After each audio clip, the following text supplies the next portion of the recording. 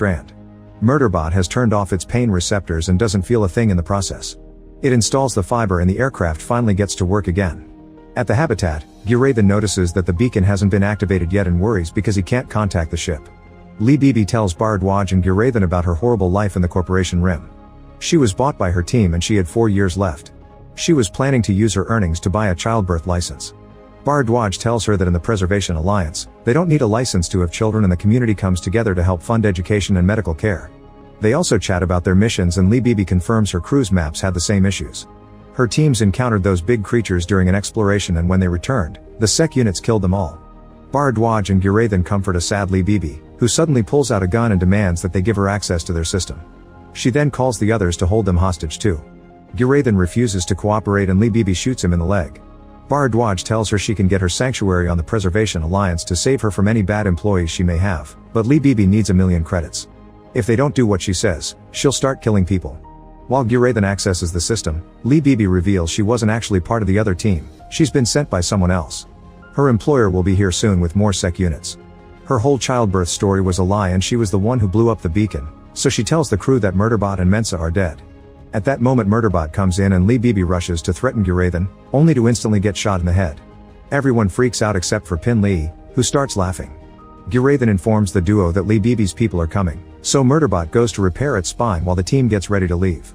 In the healing capsule, Murderbot thinks that killing Lee Bibi felt good. A flashback shows the crew having dinner at a restaurant and playing an honesty game so they can be better friends. Bharadwaj admits she told Pin Lee that she had feelings for them and was turned down. Guraithan reveals he used to be a spy for the Corporation Rim, who forced him to become addicted to a specific substance for which only the company has the formula. His goal was to get information from other systems and his target was Mensa. He was sick of lying and the addiction, so for a while he considered self-deleting. However, meeting Mensa taught him that there were genuinely good people in the world. He confessed everything to her and she forgave him, so now he's an official member of the team. In the present, Murderbot tells the crew to hurry and notices that now everyone is wary of it. They leave on the ship and Murderbot gets irritated by their talk, thinking their fear is unwarranted because it saved their lives. Eventually they land the aircraft far away from the habitat and Murderbot tells Guraithan that he has a fever, then it leaves to check the perimeter. The humans keep discussing what to do with the robot and Mensa points out that right now, the mysterious enemy is their priority.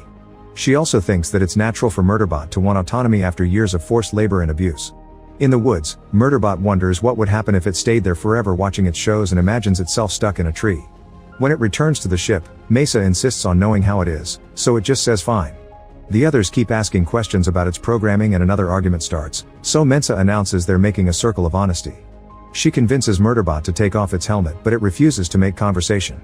Suddenly Murderbot detects a threat in the woods and sends everyone back to the ship. It closes the door right before a monster appears.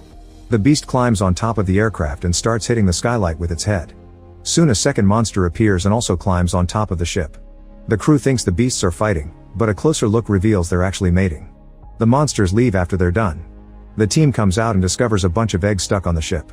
Arada concludes the creatures saw the aircraft as a safe space for their offspring and chose it on purpose. While the group discusses what to do with the eggs, a black SEC unit suddenly falls from the sky and kicks Murderbot down before opening fire.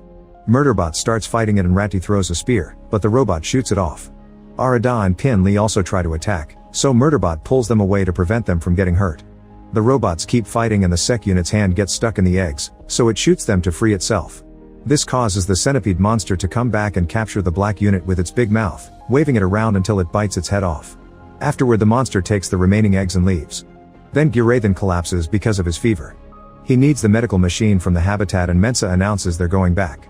Murderbot points out that the place is probably full of enemies now, but it's ignored.